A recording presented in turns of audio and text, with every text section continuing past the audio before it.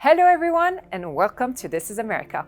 Today's guest is Morningstar Senior Fellow and Research Counselor at the Washington Institute, Patrick Clawson. But first, here are the top US news for the week. The US State Department's Rewards for Justice program offers up to $10 million for any information regarding Hezbollah's financial networks, particularly in Argentina, Brazil, and Paraguay. Hezbollah's financiers and operatives in this region generate revenue for the Iran-aligned group through illicit activities, including money laundering, drug trafficking, coal and oil smuggling, illegal diamond trading, smuggling of goods, document forgery, and counterfeiting US dollars. They also profit from real estate sales, construction, import and export businesses, and other commercial activities across Latin America. US President Donald Trump led tributes to Charlie Kirk at a huge stadium, gathering to honor the young right-wing influencer. More than 63,000 people attended the commemoration. He's a martyr now for American freedom, Trump said of Kirk, who was killed on September 10 at a Utah University campus. The United States wielded its veto at a UN Security Council call for a ceasefire in Gaza. The United States rejects this unacceptable resolution. It is beyond time that Hamas releases every single hostage now and surrenders immediately. The United States will continue to work with its partners to bring an end to this horrific conflict, said US envoy to the UN, Morgan Ortagus.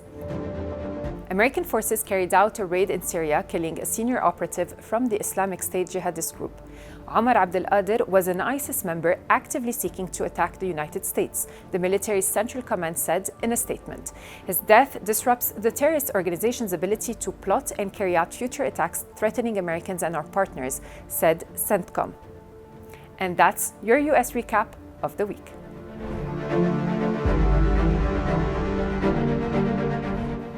What exactly is the UN snapback mechanism and why did it just dominate the Security Council? The snapback was built into the 2015 Iran nuclear deal. It's a safeguard.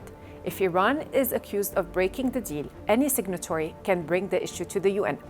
Unless the Security Council votes within 30 days to keep sanctions relief, all past sanctions automatically come back. In short, sanctions return by default and no single veto can block it. On Friday, South Korea tried to stop this process with a resolution. It needed 9 votes but only got 4. China, Russia, Pakistan, and Algeria. With no resolution adopted, the snapback moves forward. That means the arms embargo, missile restrictions, travel bans, and asset freezes are reinstated. Britain, France, and Germany argue Iran isn't cooperating with nuclear inspectors, while Iran says the decision is illegal and points to a new inspection deal with the IAEA. Economically, the impact may be limited, but politically, the message is clear.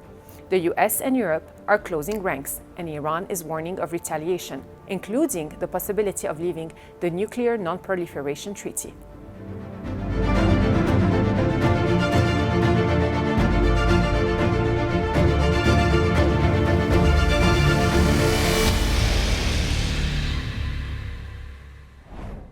It's with great pleasure that I welcome my guest, Morningstar Senior Fellow and Research Counselor at the Washington Institute, Patrick Clawson.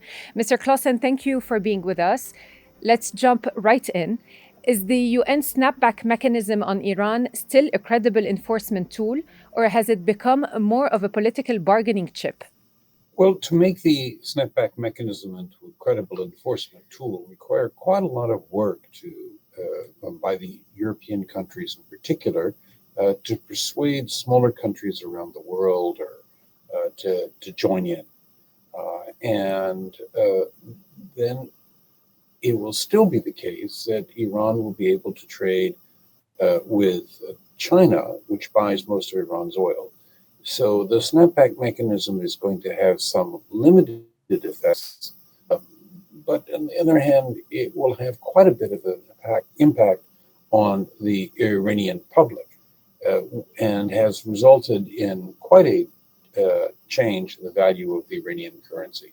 At UN General Assembly, will Iran's nuclear file set the tone for the debates or risk being overshadowed by other global crises such as the Ukrainian-Russian war and the war in Gaza? The expectation a month ago was that Iran would make a big effort at the UN General Assembly to avoid the snapback. However, the Iranian meetings with the E3, Britain, France, and Germany, have not at all been productive. And Iran's agreement with the International Atomic Energy Agency turned out to have a lot of holes in it. Iran, after announcing this agreement in Cairo, then said, well, but we're going to have to approve each and every visit by the inspectors, and we're not going to be able to do all the things that we said we would do. So the Iranians have not been effective at bringing the issue before the UN General Assembly. Hezbollah is under pressure on every front, as you know, financially, politically, militarily. Do you see this as a temporary setback or the start of irreversible decline? Hezbollah has not shown very good leadership in figuring out a way to reverse this decline. So we really haven't heard anything from Hezbollah about how strategy for changing this dramatic decline in its fortunes. And the quality of the leadership of Hezbollah suggests that we're not going to hear any such a thing. In that case, I would say that the future for Hezbollah is not bright at all. But if Hezbollah weakens further, what alternative tools or proxies might Iran lean on to keep projecting power in the Levant? Well, Iran is having quite a debate about whether or not its strategy of relying on proxies has been a good one.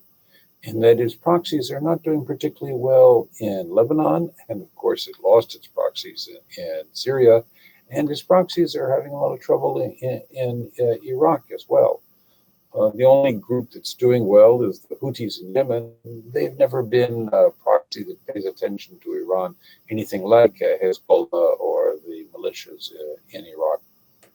So there's a debate in Iran about whether or not it's a wise idea to continue with the strategy of relying so heavily on proxies, or whether proxies should be a minor element of Iran's strategy, and that strategy should rely more on direct deterrence through missiles and advanced armaments, potentially even including nuclear weapons.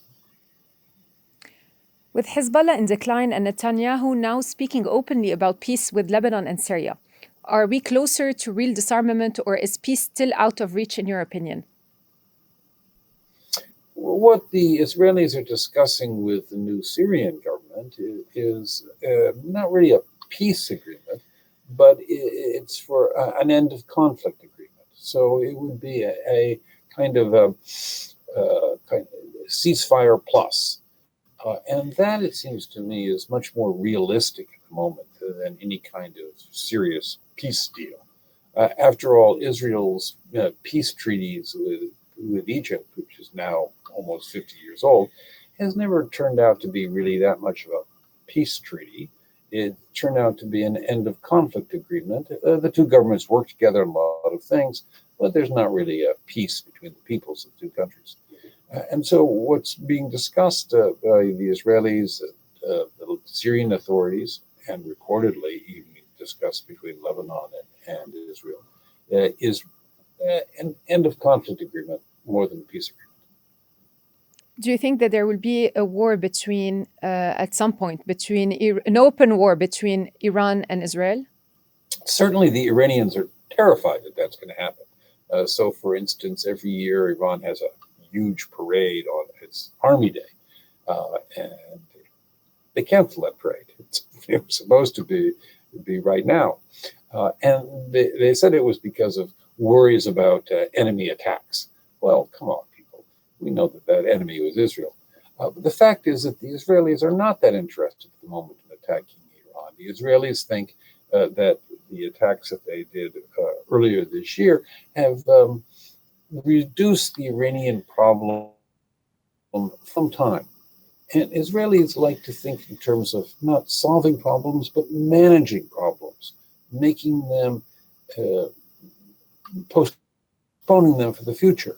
And that's what the Israelis think they've done. So the Israelis are not that interested right now in attacking Iran.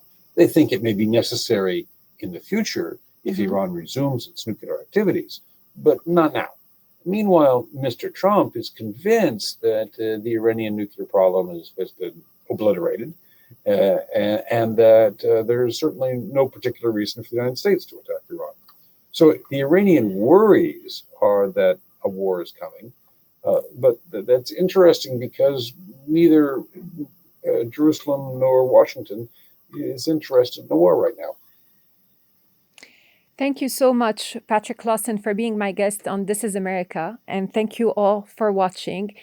Coming up next, we take a closer look at US President Donald Trump's powerful address at the UN General Assembly. Here's a report by Maroon Shaheen.